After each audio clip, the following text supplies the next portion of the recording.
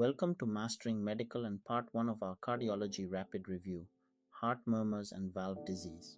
The whole game here is matching a murmur to a lesion using timing, location, and how it changes with maneuvers. We go aortic, then mitral, then right-sided, and finish with rheumatic disease. Let's listen in. We start with the aortic valve. Both lesions make a murmur, but the timing and the pulse split them.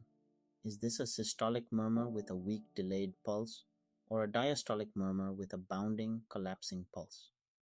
Aortic stenosis is a systolic problem, a harsh crescendo-decrescendo murmur at the right upper sternal border that radiates to the carotids with a weak, delayed carotid upstroke called pulsus parvus et tardus, and the classic triad of exertional syncope, angina, and dyspnea.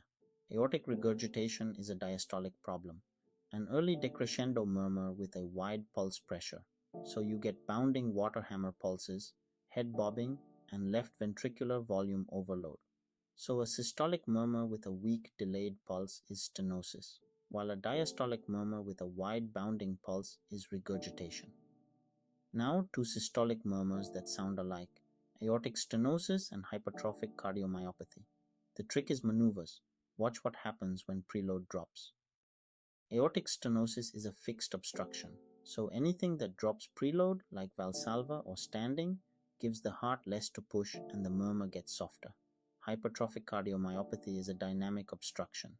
When preload drops, the thickened septum crowds the outflow tract even more, so the murmur gets louder with Valsalva and standing and softer with squatting or hand grip.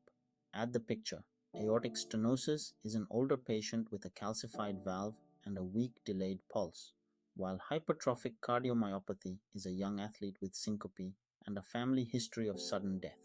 So if less preload makes the murmur louder, think hypertrophic cardiomyopathy. Move to the mitral valve, best heard at the apex. Again, timing decides it. A holosystolic murmur or a diastolic rumble after an opening snap.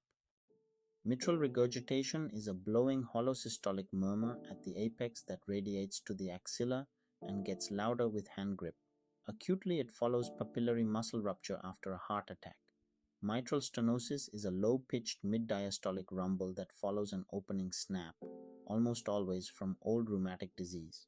The stenotic valve backs up into the left atrium, so you get left atrial enlargement, atrial fibrillation, and sometimes dysphagia from esophageal compression.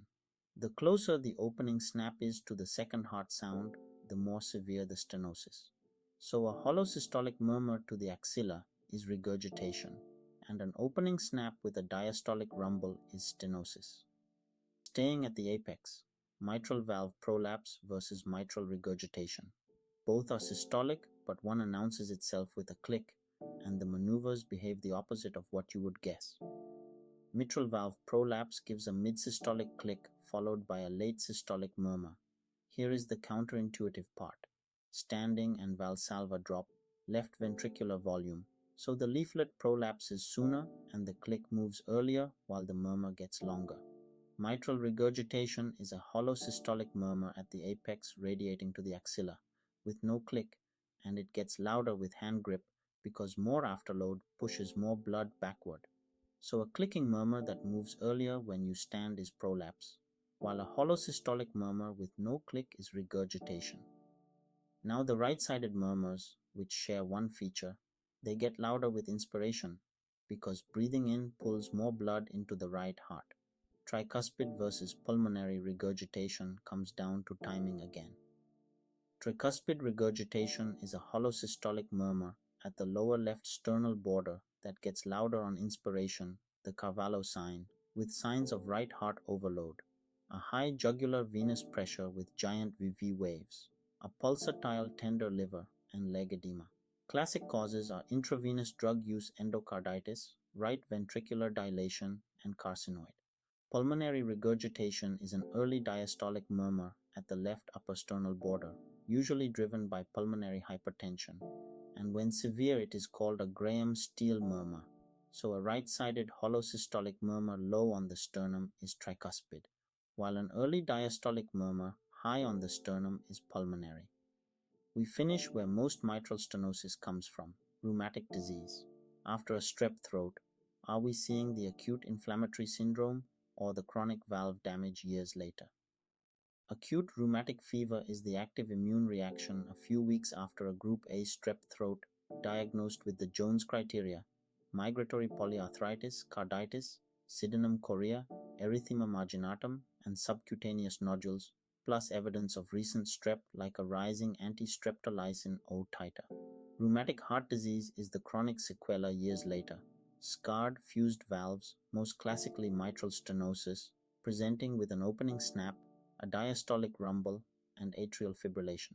So the acute Jones criteria syndrome is rheumatic fever, while chronic mitral stenosis years down the line is rheumatic heart disease. Let's lock it in. Aortic. A systolic murmur with a weak delayed pulse is stenosis. A diastolic murmur with a wide bounding pulse is regurgitation. Two systolic murmurs. If it gets louder when you stand, it is hypertrophic cardiomyopathy, not aortic stenosis. Mitral, a holosystolic murmur to the axilla is regurgitation. An opening snap with a diastolic rumble is stenosis. A clicking murmur that moves earlier when you stand is mitral valve prolapse. Right-sided murmurs get louder on inspiration. Holosystolic low on the sternum is tricuspid. Early diastolic high on the sternum is pulmonary. And after strep, the acute Jones criteria syndrome is rheumatic fever, while chronic mitral stenosis years later is rheumatic heart disease. That is part 1 of cardiology. Part 2 takes on heart failure, the cardiomyopathies, and shock. See you there.